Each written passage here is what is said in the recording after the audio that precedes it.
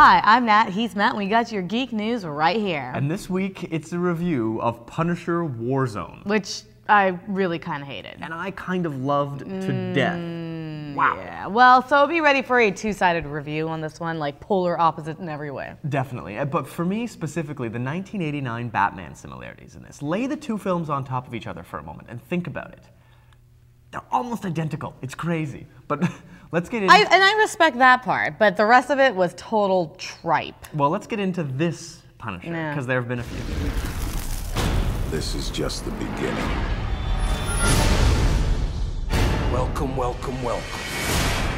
So the first scene sets the stage here. You get your money worth in like 10 minutes. It's basically the scene that you see in the trailer where you see him like hanging from a chandelier going...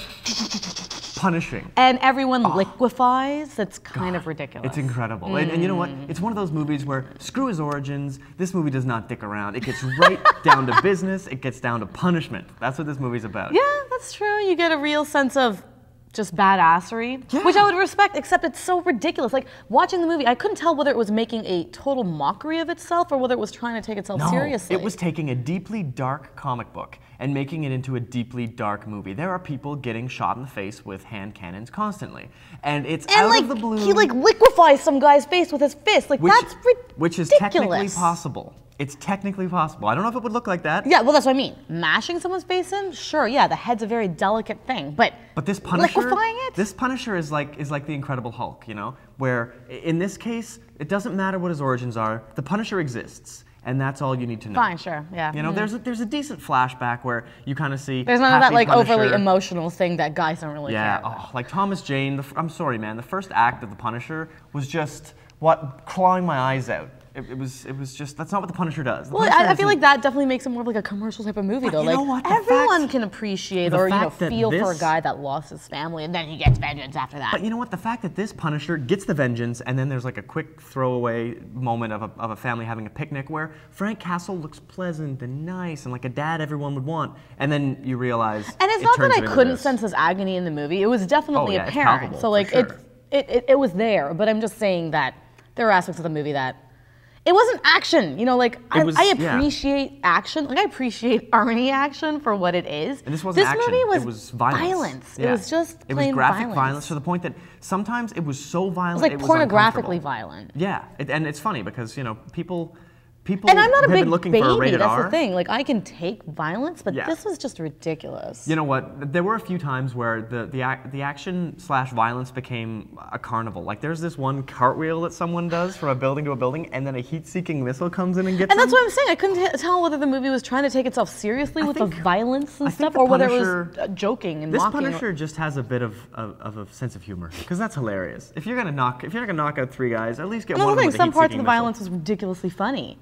But I didn't know whether I showed up. And it was so ridiculously violent, like with the liquefying faces and liquefying heads and too many eyes being gouged out, that I was completely taken out of the movie at some points because I was just like, You know what? To be fair, I've never exclaimed as much in a film as I did in this. Like, as the movie was going on, there were so many, what? I actually turned away at the point towards the beginning where he sticks the pencil up his nose to kind of readjust the broken nose. That's classic Frank. Like, that was perfect. And you know what? As the Punishers go, Dolph was kind of glam Punisher with his little S&M cauterizing scene with the, you know, like that. He was not good, but it's Dolph. It's Dolph.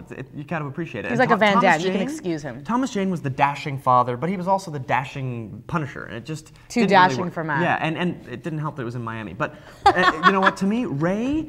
He's that dashing father, but then he's the ugly as sin Punisher, like the perfect. He's this Punisher. You know, that is the Punisher. Punisher Warzone. That was the first Punisher comic book I subscribed to when I was a kid, and I loved it. And to me, it's just too bad that Thomas Jane has been the Punisher, because he would make a great Captain America. Just throwing it out there. Let's play a game. God be with you, Frank. Sometimes I'd like to get my hands on God. FBI, drop your weapons! You're fighting a war.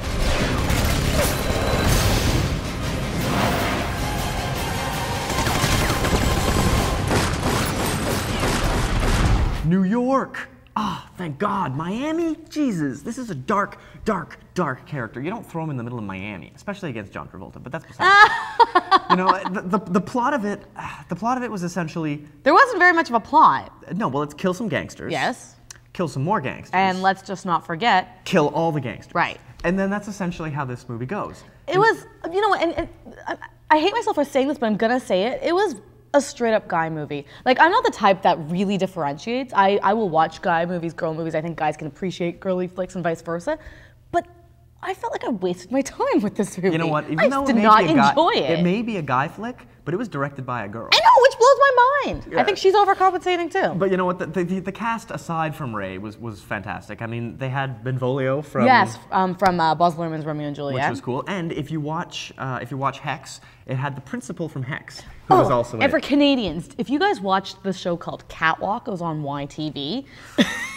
Anyway, the guy that, I don't remember his character's name, Johnny or something like that, the one that played the keyboard and had like the crazy undercut shaved head. He's in this movie. He's in this movie. He's the cokehead in this movie. He gets liquefied with a fist. It's pretty worth it. Yeah. Especially if you didn't like Catwalk. Now, this brings us to the character of Jigsaw. This isn't like any procedure that we've ever done before. Well, that's why I'm here, Doc. Your facial muscles, tendons, bone structure, everything. It was destroyed.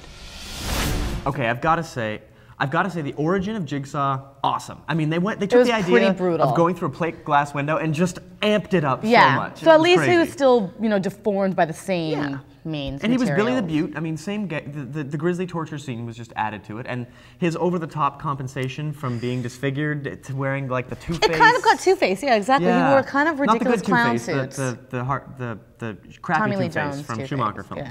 Yeah, just over the top. And I mean, it kind of got there and then came back, and then it went too far, and then it came back, and then there was that recruitment scene. Oh my gosh. Now, at that point, you know that it's comical. A total joke. Yeah. Exactly. But I appreciated it. I mean, I thought it was funny because I find stereotyping kind of funny. Yeah. Anyway, so yeah, all the stereotype gangsters, you know, like you had the black gang, you had the Asian triads, you had the Irish guys that are total skids. And then just when you think you've gotten every single kind possible, they throw in the Russians. It was huge. It was the epic scope of a Punisher movie where he just kills every gangster possible. It was ridiculous. You saw all those gangsters walking in with their like suitcases and like all the weapons, and you just see the Punisher, and I'm like, so this one dude's gonna take them all out. And he does, because he's Frank.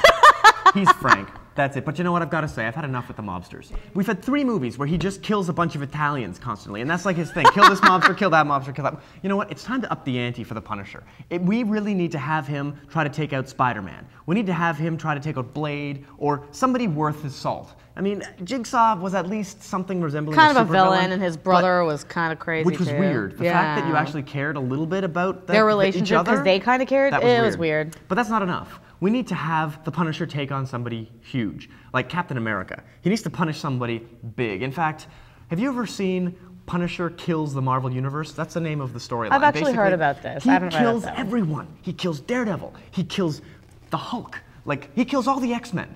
Dr. Doom. Like, we need to have something that big happen. I would love to see a Punisher movie where the Punisher and his quarry are both good guys. That would make it an interesting film, I think.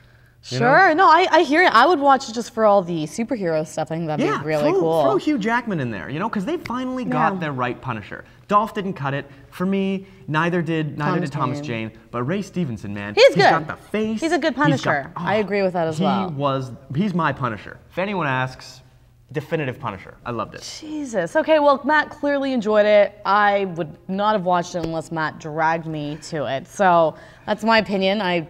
It was like a waste of 2 hours of my life. But don't worry, I'm seeing it again tonight, so it'll be... Matt will make up for I'll make up for those 2 hours of your life. And ladies, hey, you guys, if you watch it and you enjoy it, let me know, because like, I don't think I'm being crazy and thinking that it was stupid. It was a guy film. Stupid movie. It's violence to the nth degree, and you know what? That's how the Punisher should be. It was stupid violence. It was violence like clowny, circusy violence. It was a stupid amount of violence. And I loved every minute of it. It was disgusting, but unrealistic. Anyway. Okay, so we'd love to hear what you guys think about the Punisher. We're going to be bringing you a preview of The Day the Earth Stood Still. Which I think looks like a fantastic movie. Punisher.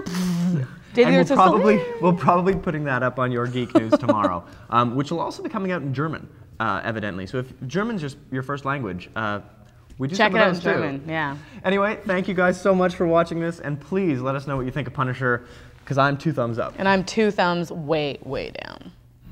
See you in hell.